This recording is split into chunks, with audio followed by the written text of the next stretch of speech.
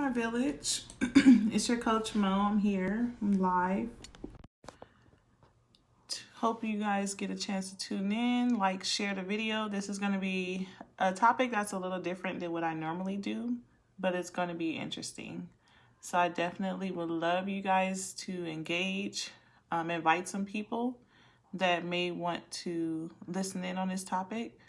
Don't forget to share the video as well. Bear with me just one moment while I invite a few people and we'll get started. I know it's a little delay, but if you guys do tune in, say hi, wave, or do like a little emoji so I can know that you're here. Hey, you guys, thanks for joining. Now I see it pop up on Facebook. It's a little delay, so I do apologize for that. But for those who are new to my channel, I'm about to say channel, it's not YouTube. For those of you who are new to my page, I am Coach Mo, the parenting and business coach. So I help parents co-parent with success to be able to coexist in their child's life, as well as work with female entrepreneurs to help them create content, products, and services after identifying their ideal client to gain income in their business. So as you can see in the top, this topic is a little different than what I normally do. I know some of you guys are not used to me doing my parenting coaching because you guys came in when I did business coaching. So for the next month or two, we're going to be focusing on parenting coaching and helping parents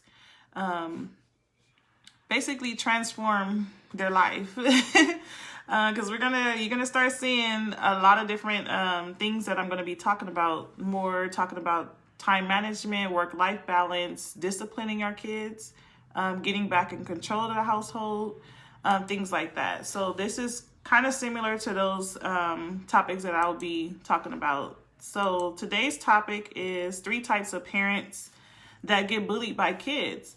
Not only kids get bullied, some kids try to use our weaknesses against us. These kids are so manipulative. These are new generation of kids. They try everything in the book. They will test you to take you to new levels, put it that way.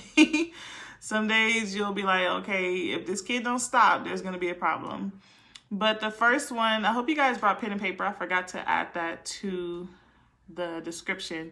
But the first one is the guilty parents. And what I mean by the guilty parents, those are the parents most likely usually are the single parents. They're doing it alone. Sometimes they feel guilty for doing it alone, even though half of the time it's not their choice. Nobody wants to co-parent by themselves or parent alone. It wouldn't even be considered co-parenting. But so the kids use that against you. So kids will see like, oh, my mom's a single mom and she's working a lot. She's super busy. And the kids will play that parent guilt against you. You're busy. You're always working. You never have time for me. My son used to do that to me. And so as a parent, we overcompensate for that absentee parent. We have that guilt even though it's not solely our fault. So kids will play that to their advantage. So they use that against, like, you ran dad away. Why is my dad not in my life? Even though you run out of excuses to tell the kid, because half of the time you don't even know. So, but as a single parent, you have to get that from your kid. Your kid's like, why is my dad not here? Or why is my mom not here? In some cases, there are some single fathers or grandparents raising kids, and they ask, where's my biological parents at? Or if a kid is adopted, things like that, we will get that parent guilt because we'll feel bad because we ran out of excuses to say. We don't want to talk bad about the other parent, but kids will play that parent guilt against you to their advantage. So that's what the guilty parent mean when the kid is bullying the parent, like, oh, I hate you because, like, I hate my life, those type of kids. My son was that kid before I started co-parenting, and his dad wasn't consistently active in his life. He used to blame me. So of course I felt parent guilt because I couldn't do anything to change the situation because it wasn't me that was the problem. I wasn't stopping anybody from being in his life, but he didn't see it that way. He felt like, my dad is mad at you, so he hates me or he don't want to be a part of my life. things like that. So the second type is the anxious parent. So this is the overprotective, worry about everything. I used to be that parent where you get anxiety, you worry about everything, you try to like, you try to give your kid a little freedom, but you watch over them. So you want to protect them from every little thing. You are worried about them when they're not in your sight. You're like wondering what they're doing. And my son used to tell me, Mom, you're overprotective. I can do it on my own. Like, he wanted to be independent so bad. He wanted to make choices on his own. But I was that parent like, no, let me help you. Let me help you do this. And he's like, no, I can do it. And I didn't want to let go. So it's that really anxious parent. And kids use that to their advantage as well. Like, oh, my mom is going to do this, or if I do this, and they'll test you and they'll do it on purpose, like try to jump off stuff. My son was the daredevil. So I used to be paranoid when he's in playgrounds and he's jumping off stuff, but he'll do it on purpose just to see how I react. So he don't do it now because he know better. Otherwise those privileges would be taken away. Be like, no more park for you since you want to play. You're a smart ass. So that's the second one, is the anxious parent. The most common, I feel, is the fix everything parent. That's number 3, fix everything. So it's natural and it's common between most of my clients, at least 99% of my clients, for you to always try to help your child not make the same mistakes as you. So you want to prevent them from making a mistake, where you don't allow them to make a mistake and learn their lesson, or learn on their own. You prevent everything, like any accidents. You're doing everything for them. I think I did a video about that, like the overachieving parent that just like do everything for their kids to make sure their kid don't make any mistakes that they made. But sometimes we have to let them make mistakes, because us making mistakes have made us the strong person that we are. So the fix everything parent, where you go stick up for your kid when they get in a fight, you're ready to go fight another kid. You like don't let them fight their own battles. They fail in a class at school, you're going to argue with the teacher. And it might not even be the teacher's fault that they fail. It could be you failing them as a parent and not helping them at home or giving them tutoring, things like that. So we can't fix everything. And it's hard to let go, because I had to learn that. It took my child telling me multiple times, like, Mom, I don't need your help. Mom, I can do it. Oh, Mom, I got in trouble, but I learned my lesson. Like, you have to let them learn to make choices and make mistakes, because that's the only way they'll learn what's right from wrong. And some kids got to learn the hard way. So if they want to go ahead and jump off something and break their arm, they just going to have to learn the hard way. And I had to learn that the hard way. Like, just let them get hurt, because then they'll learn not to do it again. So it's just certain things that just come natural that kids are going to go through. But I don't know what's wrong with these new generation of kids. They will try you. They will test you. And I know it's difficult, especially if you're a single mom, you're overwhelmed, you have a lot to do, you are busy. And sometimes you don't have time for the spasms, the tantrums, the falling out, the testing you with an attitude, their mouth. Like my son, it was his mouth, even though I knew he was just like me. So it was kind of hard to get mad, because I did the same thing to my parents. My mouth, they always be like, your mouth is going to get you in trouble. Like, I always heard that from elementary on, where I used to have this crazy attitude, and I outgrew it once I got older. But like in elementary, the teacher would be like, oh, I'm going to call your mom. And I'd be like, here's my phone. I'll call her for you. Like, that was me, the smart mouth kid that just didn't care about consequences, because whoopings didn't work anymore. And that's why I tell parents, like, you got to do a little more than just whoop them. My mom used to come to the school and whip me in front of class, and I'd just be like, just call my mom. I don't care. I'll get it over with. And that was me. So they were like, we don't know what else to do with you. So, but kids, do not let your kids give you that parent guilt, because you are doing the best you can. In some circumstances, it's just you can't help it. So don't feel bad because your child is lashing out at you, smart mouth. Then that's when you start finding different consequences. Start taking everything away. What I started doing is making my kid do push-ups and sit-ups. He's lazy. He don't like to do that stuff. So it's punishment enough. Or make him do some planks. make them do laps in the pool, things like that. Just find different ways to discipline them for their disrespect or their attitude, things like that. So definitely do not feel like you have to protect your kid from everything. They do need to learn some life lessons on their own, because those lessons will build their character and it's good for them. So if they're going to make a mistake, let them make a mistake.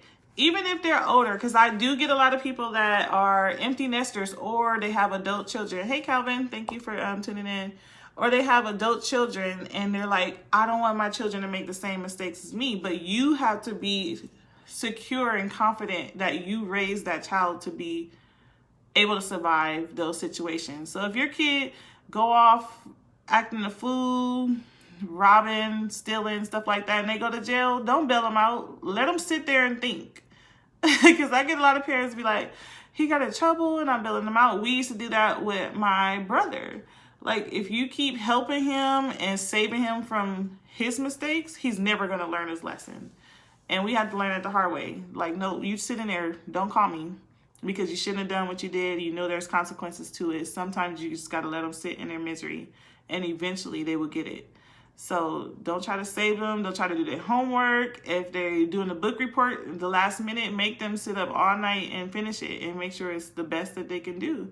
But don't overcompensate for your kid because you feel guilty that you're a single mom. I see this so often where a lot of my clients that battle with time management issues, it's only an issue because you're overcompensating. You have your kid in every sport all year long to distract them from the other parent not being there, so they won't notice, like, you're not there either.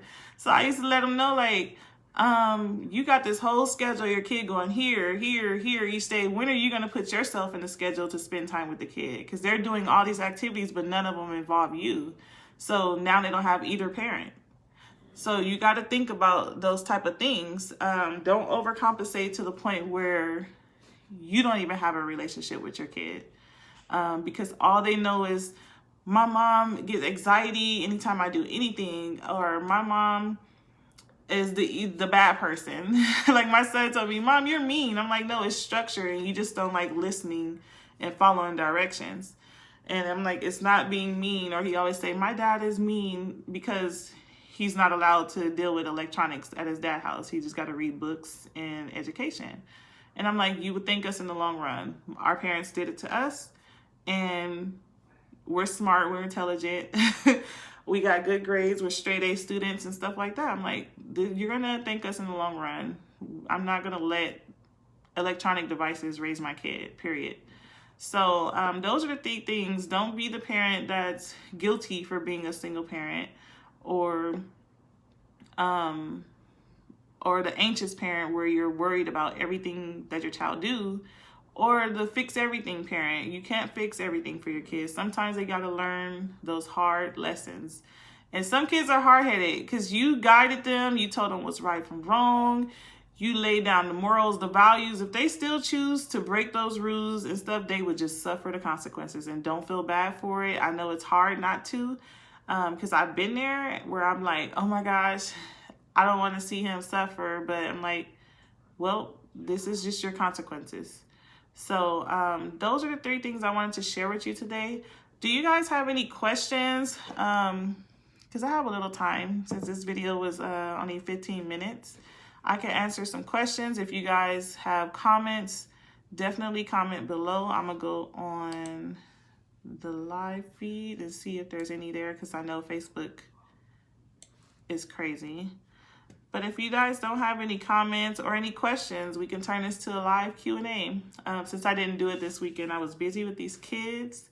Oh my gosh, you guys, co-parenting struggle. I need to start blogging about these last 2 weeks of co-parenting with all the kids, the bonus kids. Now the fourth one is coming in this week. So we're going to have all 4 bonus kids. Well, all 4 kids, and my kid is the third.